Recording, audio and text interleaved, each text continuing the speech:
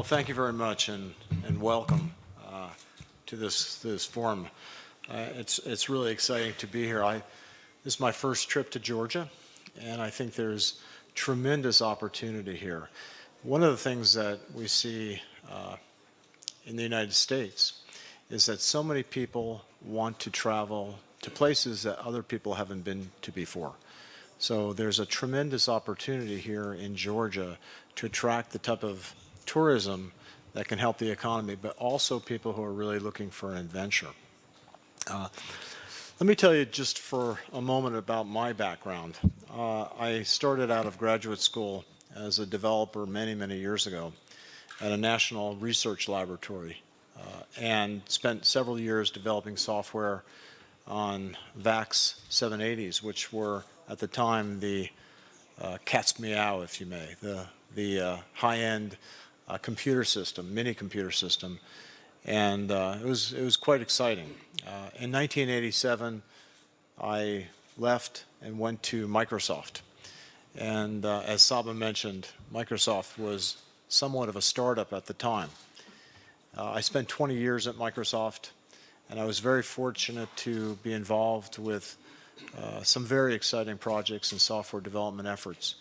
I helped design a product called Access. I ran a team called the Visual Basic team, and ultimately ran the development organization, and I was a general manager of Excel. In 2008, I left and went to VMware, which was a hot startup. And they were going through some turbulence as they were going from small startup to medium-sized startup. And I spent 4 years at VMware, and they really built the virtual infrastructure that allowed clouds to be built, virtual machines. After VMware, I went to Samsung, and I was Chief Strategy Officer for Samsung SDS, which is the company that allows, if you're going to sell into Samsung electronics, you have to come through that portal. And what I did there, it was a fascinating role. I helped define strategy for software for the CEO and made recommendations in terms of should they build it, should they buy it, should they lease it, should they take some of the internal projects that they worked on and try to commercialize those in the marketplace. Fascinating job. And then if that wasn't enough, I decided to do this crazy thing called a startup. And I did it with my 2 children who were both in computer science, and we decided to build a small app called Stellar, which was a storytelling app, not focused initially on the travel space, but we had great success. It was named as Editor's Choice by Apple and one of the best new apps in 2014 by Apple. So it's been a great success, and we have a very strong population using it today. So what I'd like to do just in a few minutes is give you my perspective on what we call disruption and how the industry, how the software industry continues to be disrupted over time. And disruption, I stole this quote from or definition from the Cambridge Dictionary. Disruption is defined as changing the traditional way the industry operates, especially in a new and effective way. And when we had the Industrial Revolution, it sort of happened, it was a big bang, and then it stabilized. What's going on in technology is that it's a continuous change. What worked 25 years ago is now being disrupted by technologies of today. And it keeps on churning, and it keeps on changing. And I want to just mention that disruption doesn't have to be, you don't have to think about it like, wow, I'm going to create the next Google. All you have to think about it is I'm going to look at something with a different lens. I'm going to take a different lens onto a problem and try to solve that in a unique way. I like this quote. It's from Henry Ford. And it said, if I had asked people what they wanted, they would have said a faster horse. Now, it's somewhat disputed whether Henry Ford actually said that or not. But I like the quote, so I grabbed it. But really what it speaks to is that when you ask customers what they want, very often they have a hard time describing the problem at all, never mind the solution. So when you think about things, think about them with this lens of disruption. We all get up every morning.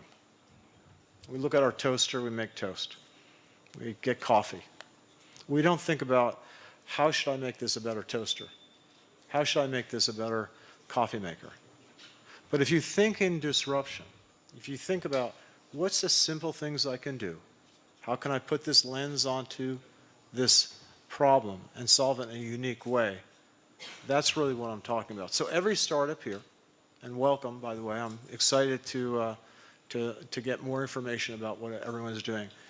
Ask that question. Am I disrupting something, or am I being disrupted, or will I be disrupted? These were two college dropouts, Paul Allen, who unfortunately passed away just a week and a half ago, phenomenal guy, young fellow at 65, and Bill Gates. And these two college dropouts believed that there was a new way, a new business, selling software. Most people think of Bill Gates as being the person that wrote the basic interpreter for the Altair 8800. But their real notion was, let's have a software company. Doesn't sound too radical. How many people think that's radical? No hands. It doesn't sound radical. But at the time, if you looked at how software was sold, it was bundled with hardware. You couldn't go out and buy an IBM mainframe and put a piece of software that you bought somewhere else on top of that, and then put an application on top of that. You had to buy the whole thing. So just by having this notion that I want to sell software, Bill Gates and Paul Allen completely changed the world in terms of the way we know it. So very simple notion sometimes. I want to sell software can lead to tremendous disruption down the road. The question I have, and I've been asked this many times, is why do startups seem to be changing the world through innovation? What is it about startups? And later on, I'm going to talk about all the different new companies that we think as really big companies, but they were started by startups. Uber, Google, Facebook, all young people starting these companies that are now worth in the trillions of dollars collectively. So why do startups have something? What's the magic about a startup? What's the magic about doing something here in Georgia? Innovating here in Georgia and creating an industry. That can happen. I think the reason why is, as what Steve Jobs said, we had nothing to lose and everything to gain. Now, there's a lot of other reasons you might think about why this is the case, but I think this really captures it. On the other side, you can look at the equation upside down, and you can say, why is it so hard for big businesses to innovate? It's sort of the same thing. They have everything to lose because of established business models that are already in place. If you're selling packaged software, for example, on top of a Windows platform, that's a business model. Moving that to the cloud as a service is very disruptive, and it's very difficult to make that move if you already are doing quite well in the business model that you have. So that brings us to the fact that disruption is really a multifaceted, it's multifaceted. It's both technology, but it's also the business model. And we as technologists think about the technology. How do you build a better mousetrap? How do you do something like in the tourist business, a better booking engine, or maybe a concierge that's a virtual concierge? We think about technology, but it's really the business model that gives disruption the real teeth that it has. And true disruption really requires an ecosystem of players to come together. If you're not a disruptor, that's okay. You can still play in this environment. And let me give you an example of what I mean. Right now, or several years ago, the cloud became a big disruptor. Instead of buying packaged software, you are now buying services from someone like Amazon. But an entire ecosystem of players emerged to fill in all the cracks around Amazon. A product like GitHub, which is a source repository library that sits in the cloud, was started by a 32-year-old guy, and he just sold it to Microsoft for $8 billion. Probably a lot of people haven't even, in this audience, may have never heard of that. So they didn't really disrupt anything. They saw the disruption coming. They said there's a need for source codes management in the cloud. Let's go fill that particular need. And they sold it for $8 billion to Microsoft just a year ago. And there's so many different services that sit on top of the cloud. Pager services, domain naming services, build services, all sorts of things. I have my emails clogged with services that are going off all the time telling me the health of what our application is doing. So you don't necessarily even have to be the disruptor. The important thing to know is what is going to be disrupted and be ready for that. I was talking to a fellow at Microsoft, and he said, well, we kind of missed this particular trend. I said, well, are you worried about it? He said, no, there's another trend coming, and we'll get that one. So when you think about it as an entrepreneur or as a policymaker in government, think about what's going on, not just today, but what's happening 3 or 4 years from now. What's going to happen 10 years from now? And if you look at that, you can say, what do we need to do to get ready for that trend? Even if we've missed this other trend because we weren't involved in it, there's another one coming. So it's an encouragement to think like a disruptor, then you'll start to recognize and see, in fact, where the opportunities are. I'll just bring this one up as sort of an ecosystem where, and I could I could go on for an hour telling stories, but I'll be respectful and only talk for a little bit. But this is another quote from Steve Jobs. Basically, he said, if it wasn't for VisiCalc, the Apple II never would have been successful. VisiCalc is an example of an application that we call a killer app. Without an app, the underlying system is not worth very much. Without the applications or services that are sitting on top of the cloud's not worth very much. So again, it's just an example of how it takes an ecosystem to make all this work. I think I'm going to stop there. After coffee, I'll go over some digital disruptors and some of the things that they've done and some of the stories behind those and how very, very simple ideas that almost sounded crazy, have become multi-billion-dollar valuations. Thank you very much.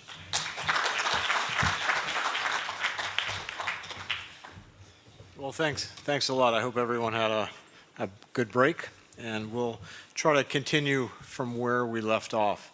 I call this section the digital disruptors.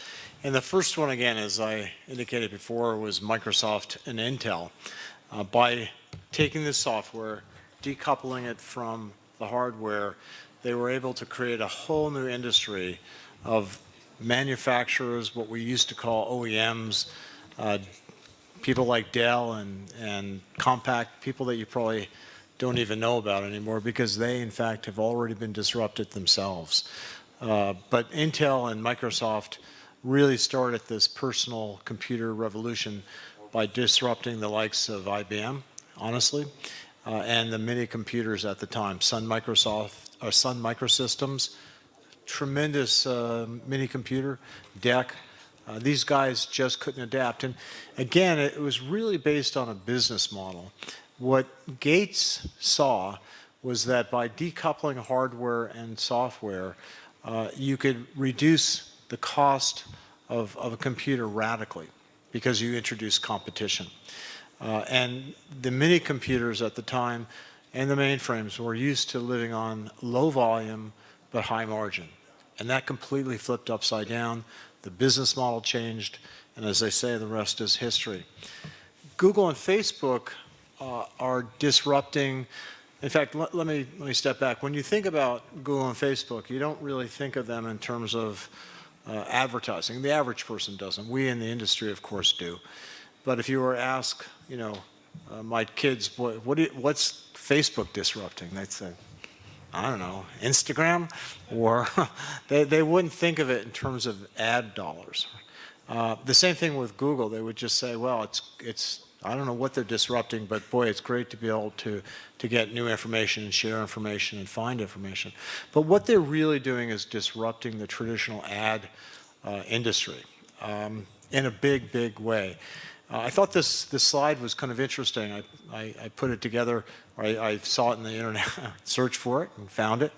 And really what it says is, and this is US dollars, over 50% of ad spend in the United States goes to these two companies.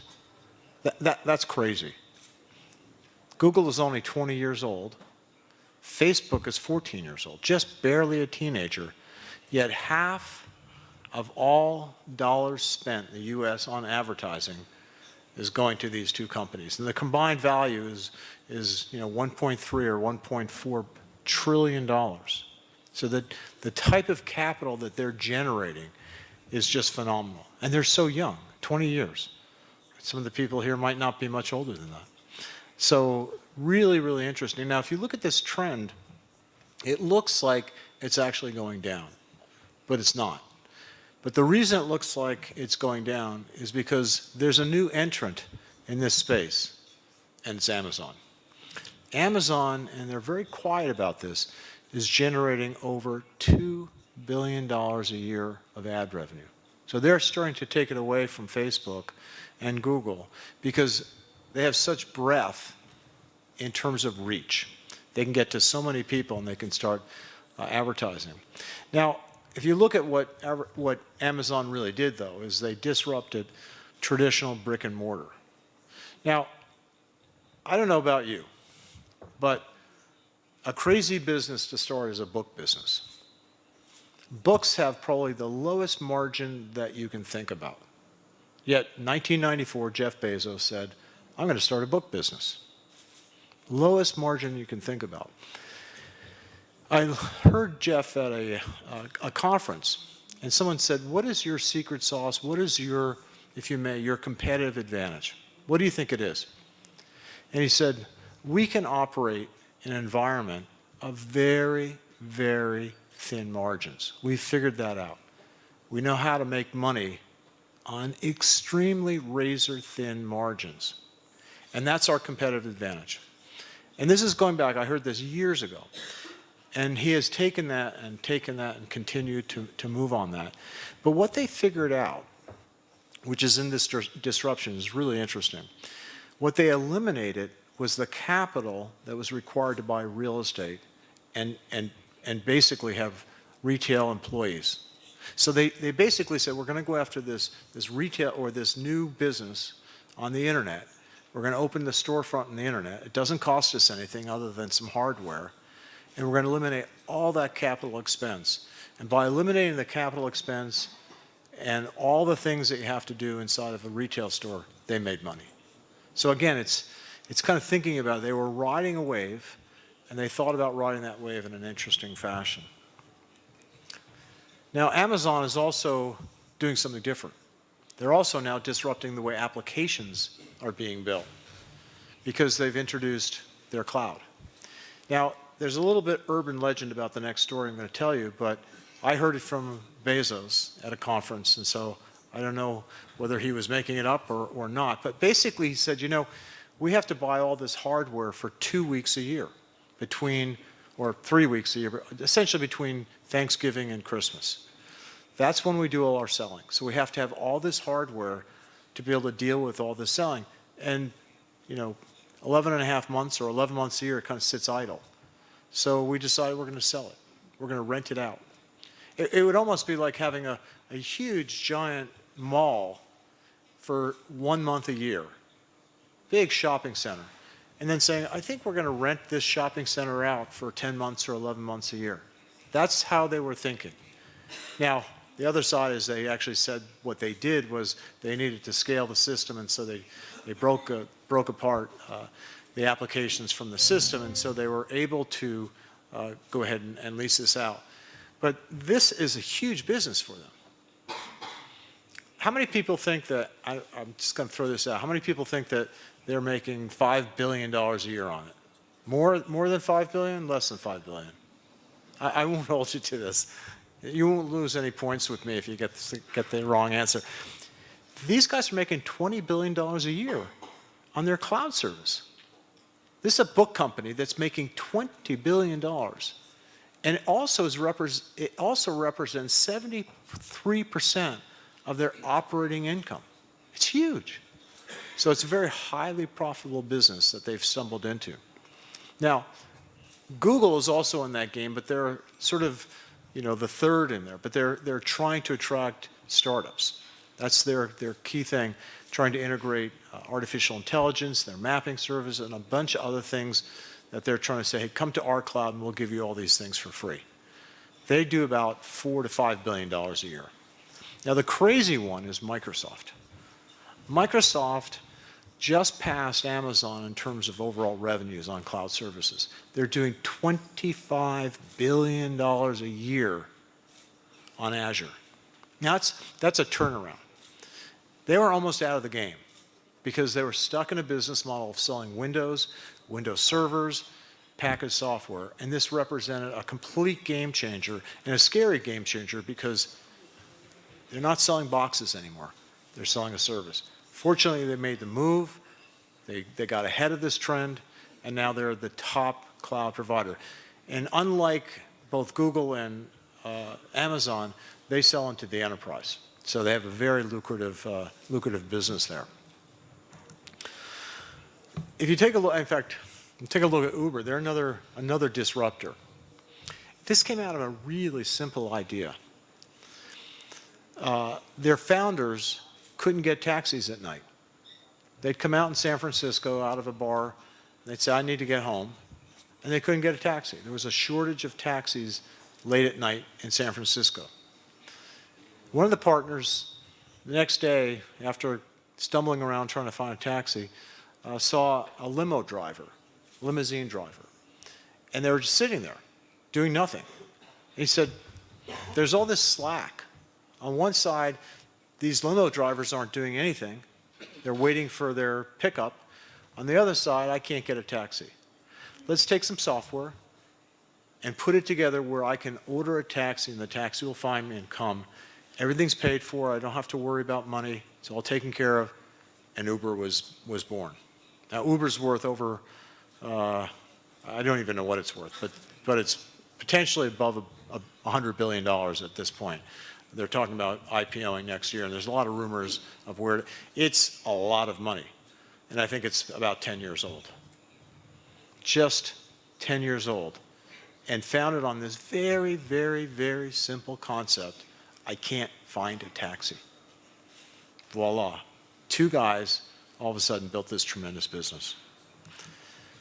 If you look at Apple and the iPhone and others, I didn't even know how to talk about this. Because we're in the middle of a disruption. So I just pulled out a couple. I said, mobile devices with YouTube and Spotify and Netflix are disrupting traditional TV, the music industry and the way we work and the way we communicate. I look at I have a bunch of kids, but 3 of my children are in 9th grade, high school, and 8th grade. And they don't watch TV. Like, they never watch TV.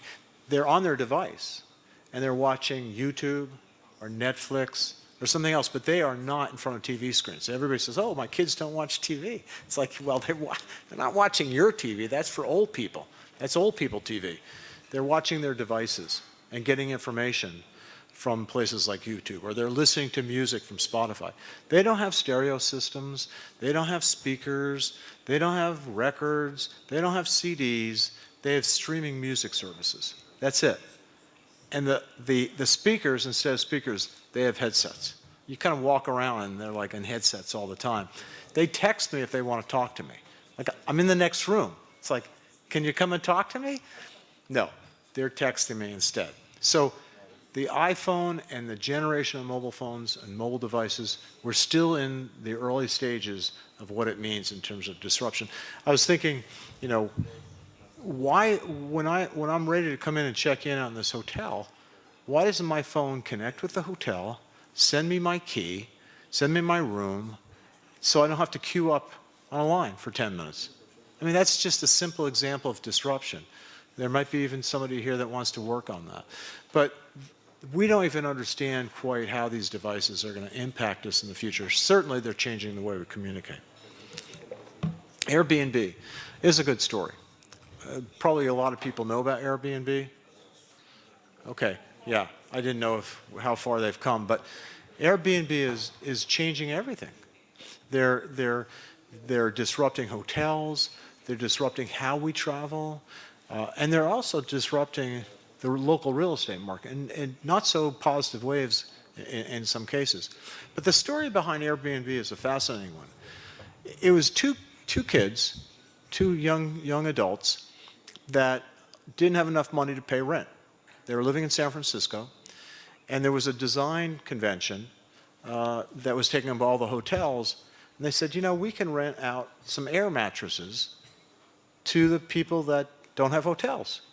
And that's why it's called Airbnb, because you had to rent out air mattresses. It wasn't like I could use a bed. It was like, no, I have to have a blow-up bed.